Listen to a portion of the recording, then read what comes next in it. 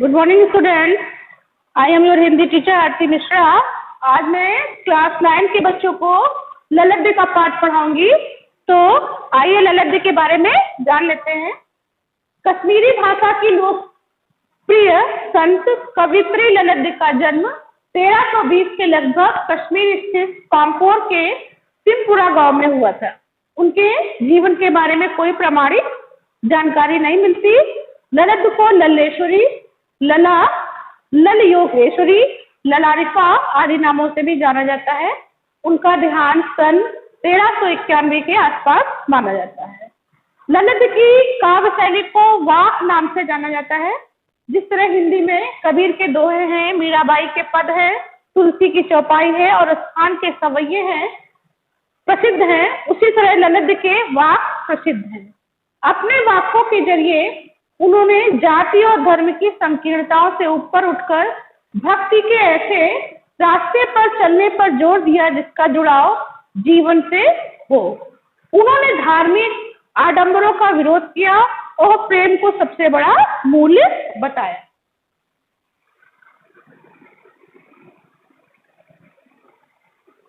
लोक जीवन के तत्वों से प्रेरित हो ललद्य की रचनाओं में तत्कालीन पंडिताओं, भाषा, संस्कृत और दरबार के बोझ से दबी फारसी के स्थान पर जनता की सरल भाषा का प्रयोग हुआ है। यही कारण है कि ललद्य की रचनाएं सैकड़ों सालों से कश्मीरी जनता की स्मृति और वाणी में आज भी जीवित है। वे आधुनिक कश्मीरी भाषा का प्रमुख स्तंभ मानी जाती है। कौन?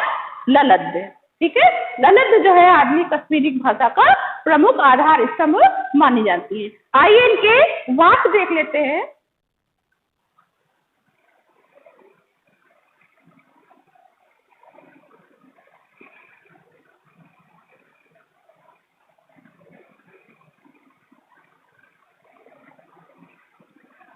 पहला वाक है, रस्सी कच्चे धागे की खींच रही मैं नाव, जाने कब सुन मेरी पुकार करे देव भवसागर पार। पानी टपके कच्चे सकोरे व्यर्थ प्रयास हो रहे मेरे, जी मैं उठती रह हूँ घर जाने की चाह है घेरे। यहाँ पर कवित्री जो ललद्य है पहले वाक में बहुत ही सुंदर वर्णन किया है। तो पहले मैं आइए आपको कुछ शब्दों के अर्थ बता देती हूँ। जैसे भवसागर, भवसागर मतलब संसार रूपी सागर। कच्चे सकोरे, कच्चे सकोरे का यहाँ पर अर्थ है कच्चे धागे का बना हुआ रास्ता। हुक मतलब तड़प। ठीक है, यहाँ पर कवित्री ललद्य जी का कहना है कि यह जीवन कच्चे रस्सी मतलब कच्चे धागे की रस्सी सा नश्वर है। जो ये मेरा जीवन है कच्चे धागे की रस्सी के समान नश्वर है, जिसके सहारे में प्रभु भक्ति में नाव को खे रही हूँ, जिसके सहारे में प्रभु भक्ति की नाव को खे रही हूँ। ना जाने मेरे देव मेरी कब पुकार सुनेंगे, ना जाने मेरे ईश्वर मेरे देव मेरे पुकार सुनेंगे और मुझे संसार रूपी सागर से, मुझे भवसागर रूपी सागर से मुझे पार उतारेंगे। ठीक है, अब आगे कवित्री कह रही है कि कच्ची धागे से बनी रस्सी का पानी एक एक बूंद मेरे नित्य मेरे ऊपर गिर रहा है। कच्चे धागे से बनी रस्सी पर पानी की एक एक बूंद नित्य गिर रही है, अर्थात मेरा समय जो है धीरे धीरे व्यतीत होता जा रहा है, धीरे धीरे गुजरता जा रहा है। तो आगे कह रही है कवित्री कि मेरे जीवन की जितने मृत्यु मेरे समीप आती जा रही है, प्रभु मिलन के जितने भी प्रयास है सारे व्यर्थ होते जा रहे हैं। ठीक है, कवित्री कह रही है कि प्रभु मिलन के जितने भी प्रयास है सब मेरे व्यर्थ होते जा रहे हैं। जी में उठती रह हूँ कर, मेरे मन में ऐसे हूँ, मेरे ऐसे तड़प उठती है कि घर जाने की चाह है कि मैं अपने घर में ईश्वर से के मिलने के लिए, ईश्वर से मेरा मिलन होने के लिए अर्थात परमात्मा के लोक में मैं कब जाऊंगी। मेरे अंदर ये चाह है, मेरे अंदर इच्छा है। ठीक है, आगे है, खा खाकर कुछ पाएगा नहीं, ना खाकर बनेगा अहंकारी, सम खा तभी होगा संभावी, खुलेगी साकल बंद द्वार। यहाँ पर कवित्री जी का कहना है, क्या कहना है पहले बता देती हूँ। कुछ कठिन शब्दों का है इनका अर्थ। अहंकारी का अर्थ है मतलब अहम करने वाला, घमंड करने वाला व्यक्ति जो होता है उसको कहते हैं अहंकारी। और सम मतलब अंतःकरण और बाह्य इंद्रियों पर संयम। सम का मतलब है हमारा अंतःकरण और जो हमारे अंदर बाह्य इंद्रियां उस पर हम किस प्रकार को संयमित रखते हैं, उसी को कहा गया है सम।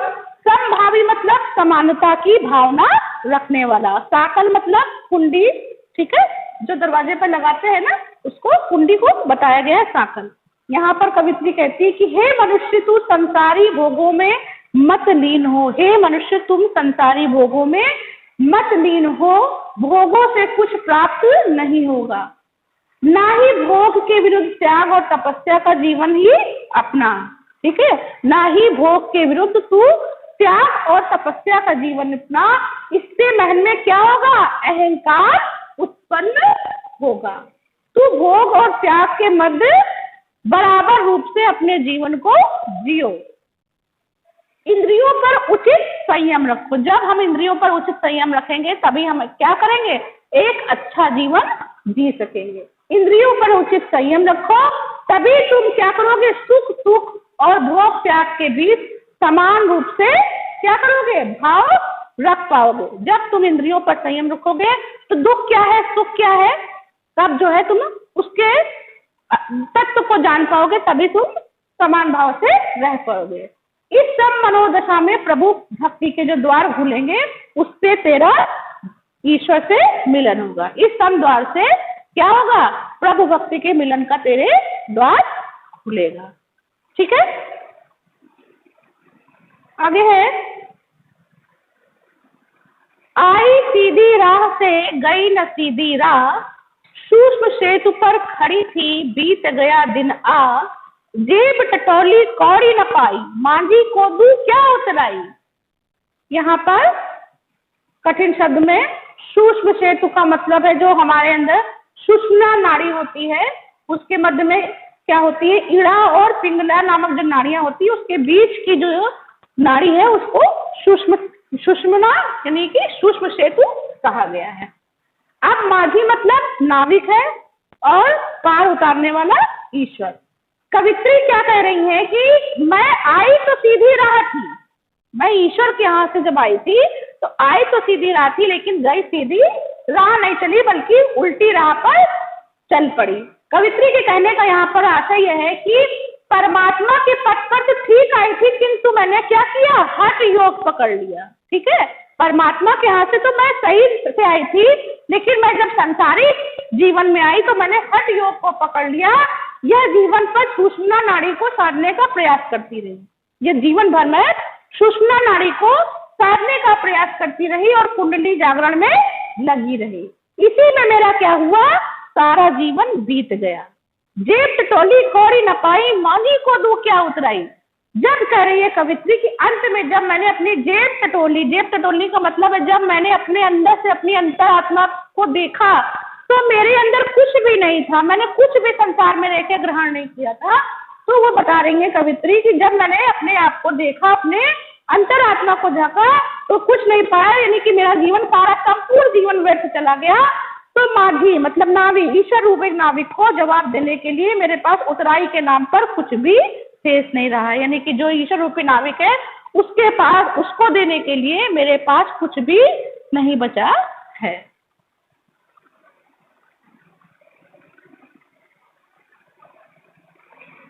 आगे है, थल थल में बसता है शिव ही, भेद न कर क्या हिंदू मुसलमान, ज्ञानी है तो स्वयं को जान, वही तो है साहिद सी पहचान।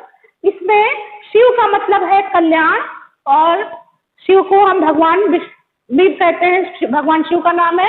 शिव का मतलब कल्याण भी होता है और स्थान मतलब जगह, शाहिद मतलब ईश्वर। यहाँ पर कवित्री कह रही कि वह परमात्मा कल्याणकारी है, वह हर जगह विद्यमान है, वह हर जगह सर्वत्र जो है वह शिव व ईश्वर सब जगह विद्यमान है।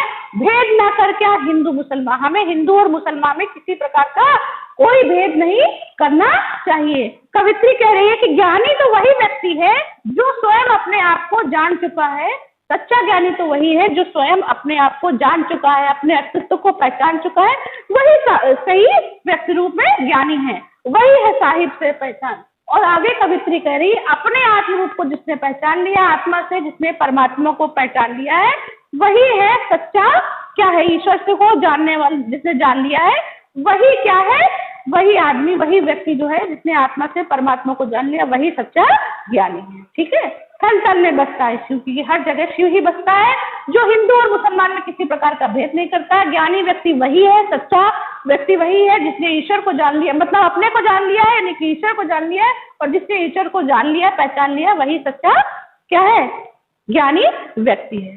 तो मैंने बेटे आपको अभी ये पाठ समझाया ललित का वाक, इसमें 4 आपके वाक से चारों का स्पष्टीकरण मैंने दिया है। आप इस पाठ को और अच्छे से समझने का प्रयास करेंगे। Thank you class.